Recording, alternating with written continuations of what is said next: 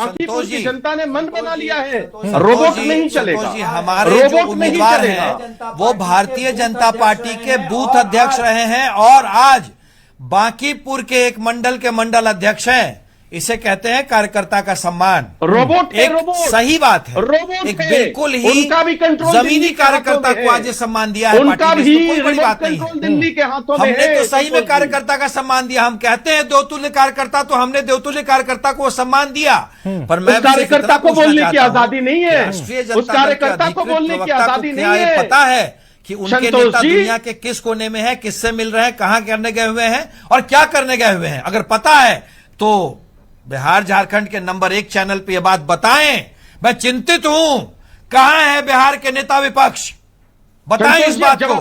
चुनाव का बिगुल बच चुका है। कुमार सौरभ को जरा राष्ट्रीय स्क्रीन पर जनता लेकर दल आए। के राजकुमार गायब हैं। अरे कुंतल जी, आपका कार्यकर्ता मंडल का अध्यक्ष ये है, कार्यकर्ता है, उसको बोलने की आजादी नहीं है, आप उसकी जुबान को बंद कर देते हैं। ये कौन सा लोकतंत्र है? नेता विपक्ष का है आरजू भाई, आपको पता है। कुमार सौरभ भाई छोटा सा सवाल है, नेता कुमार सौरभ, हालांकि हालांकि आरजू खान जी ये कह रहे हैं कि जो प्रत्याशी है नीरज सिन्हा, उन्हें बोलने की आजादी नहीं है, लेकिन वो जितना बोले मैंने उस पर सुना कि मैंने चुनाव लड़ाए हैं, मुझे मालूम है चुनाव कैसे लड़ाया जाता है, चूंकि मैं चुनाव लड़ रहा हूं और गली गली चौराहे चौराहे की मुझे जानकारी है, घर घर पर मैं पहुंचा हुआ हूं और मैं पहले भी वोट मांगा हुआ हूं। मैं अपने लिए, मुझे कोई थ्रेड नजर नहीं आ रहा है, ना पी के बहुत बड़े चैलेंज नजर आ रहे हैं, ना बूथ अध्यक्ष ना आरजेडी की जो प्रत्याशी है रेखा गुप्ता, वो बहुत बड़ा थ्रेड नजर आ रही है। वो भी रोबोट, कुमार सौरभ जी। वो भी रोबोट है जी सर, ये मुझे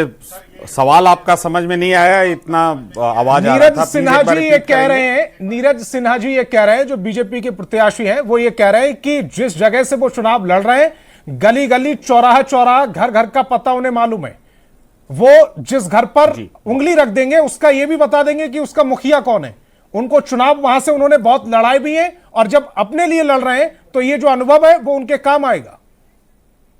बहुत अच्छी बात है संतोष जी, शुभकामनाएं हैं। बिल्कुल ऐसे दावे किए भी जाने चाहिए। प्रत्याशी के तौर पर अगर वो कह रहे हैं तो इस पर कोई प्रतिक्रिया होनी भी नहीं चाहिए। विषय देखिए बांकीपुर के चुनाव का, ये जो आपस का ये जो आरोप प्रत्यारोप है, इसमें मूल विषय रह गया। देखिए बांकीपुर उपचुनाव एक ऐसा चुनाव है जो सरकार बनाने गिराने, एमएलए कौन बनेगा इसका नहीं है। फिर से मैं कह रहा हूं कि बांकीपुर का चुनाव बिहार में आने वाले 4 वर्षों में या उसके आगे की राजनीति की दशा और दिशा कैसी होगी, इसका चुनाव है। बांकीपुर का चुनाव बिहार में अभी जो वर्तमान सरकार है, विशेष रूप से 7 महीने की सम्राट चौधरी जी की जो सरकार है, एक निरंकुश सरकार है जिसमें हत्या, बलात्कार, प्रशासनिक हत्या और इस पर सरकार की किसी भी प्रकार की जवाबदेही जो नहीं है, इसका चुनाव है। यह चुनाव इसका है कि बिहार में विपक्ष की आवाज, भाई पक्ष में तो 201 विधायक हैं, एक जीत जाएंगे 202 हो जाएंगे। 41 विधायक हैं विपक्ष में, अगर वो जीत जाएंगे तो 42 हो जाएंगे। विषय यह है कि बिहार के मूल मुद्दों पर, चाहे वो आज आर्थिक स्थिति हो बिहार की या बिहार में कानून व्यवस्था की स्थिति हो, सरकार की जवाबदेही हो, उस पर कौन सवाल पूछ रहा है। कैंडिडेट है प्रशांत किशोर, वो पक्ष में विपक्ष में, आपने पक्ष की बात कर ली, विपक्ष की बात कर ली, आप कहां बैठिएगा अगर जीत गए तो? भाई ऐसा है कि ये मुझे नहीं लगता है कि बिहार को बताने की जरूरत है, इसलिए कि मैं आपको 2-3 एग्जाम्पल दे देता हूं। नीट छात्रा की हत्या हुई, जहानाबाद कौन गया? जनसुराज के प्रत्याशी प्रशांत किशोर गए, उसके बाद एसआईटी का गठन हुआ। अगर पांडव की हत्या हुई। कुमार सौरभ जी, सवाल बड़ा सीधा सा है। ये जो आप जिन मुद्दों को बार बार उठा रहे हैं, आपकी मेरी डिबेट इससे पहले भी हुई, तब भी आपने सेम स्क्रिप्ट दोहराई थी। इसके बाद आपके दूसरे प्रवक्ता आए थे, आप अनअवेयर थे। पहली बात तो आपको यह पता ही नहीं था कि प्रशांत किशोर जी बिलौटी गए हैं कि नहीं है। संतोष जी, यहीं पे मैंने आपको कहा था, अगर आपको याद हो। कुमार सौरभ जी, आपने जानकारी दे दी थी और मैंने जानकारी ले ली थी। इसमें लड़ने वाली स्थिति कहां हुई? मैं आपसे जानना चाह रहा हूं कि प्रशांत किशोर पक्ष में बैठेंगे विपक्ष में? अगर वो ना पक्ष में बैठेंगे ना विपक्ष में बैठेंगे तो एक ऐसे व्यक्ति को जो ना पक्ष में है ना विपक्ष में, उसको जनता क्यों जिताए? प्रशांत किशोर जी ना 202 में बैठेंगे, न 41 में बैठेंगे। वो बिहार के 13 से 14 करोड़ लोगों के कस्टोडियन के रूप में बिहार की सरकार से जुड़े जो मूल मुद्दे हैं उन पर सरकार को घेरने के लिए बैठेंगे विधानसभा में। इस पे कोई कंफ्यूजन नहीं होना चाहिए। मुहर लगा चुकी है, कंफ्यूजन नहीं है जनता को। 238 पर आप चुनाव लड़े, 236 पर जमानत जब्त, उस समय रिजल्ट आ चुका है। ऐसा है हम बांकीपुर के उपचुनाव की चर्चा कर रहे हैं। अगर विधानसभा चुनाव की चर्चा करनी है तो चलिए करते हैं विधानसभा चुनाव की चर्चा। मैं जब उपचुनाव की बात कर रहा हूं, मैं आपसे पूछ रहा हूं कि ना आप पक्ष में बैठेंगे ना आप विपक्ष में बैठेंगे, तो जनता आपको क्यों चुने? ऐसे व्यक्ति को जो सिंगल हैंडेड हम साफ कह रहे हैं, शायद आप सुन नहीं पा रहे।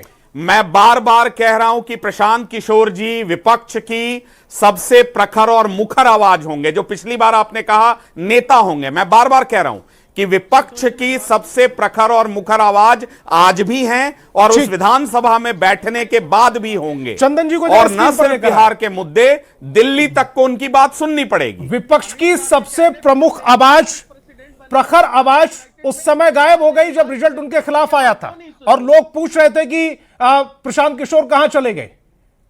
रिजल्ट जब पक्ष में नहीं आता है तब प्रखर आवाज चली जाती है। उसके बाद उनको लगा कि उपचुनाव होने वाला है तो फिर इधर उधर दौरा शुरू हो गया।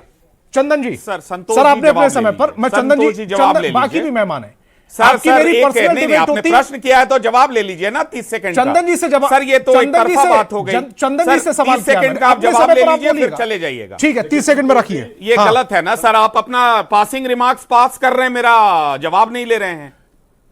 30 सेकंड में अपनी बात रख लीजिए, उसके बाद मुझे जाना है बाकी मेहमानों पर भी। हाँ। मैं समझ सकता हूं कि नोएडा के स्टूडियो में बैठकर शायद ये इंफॉर्मेशन नहीं हो। न्यूज 18 के पत्रकारों से आप ये ले लीजिए कि प्रशांत किशोर जी पिछले 7 महीने में कौन सा दिन है जब बिहार में और बिहार के मुद्दों पर प्रखरता और मुखरता के साथ, चाहे पांडव के लिए, नीट छात्रा के लिए, जो है बेलौटी की घटना के लिए, बेगूसराय की घटना के लिए, कब वो मुखर नहीं अगले रहे 2 महीने तक प्रशांत किशोर बिहार में नहीं दिखे थे और दर्शकों पर छोड़ता हूं। वो कहीं और चुनाव लड़ा रहे थे, कहीं और चुनाव लड़ाने चले गए थे वो। जी नहीं, जानकारी है हमें। फिर यहां चंदन जी को जरा स्क्रीन पर रखें। रूप से आप गलत हैं, पूरी तरह से गलत हैं। स्क्रीन पर रखें चंदन जी प्लीज कंटिन्यू।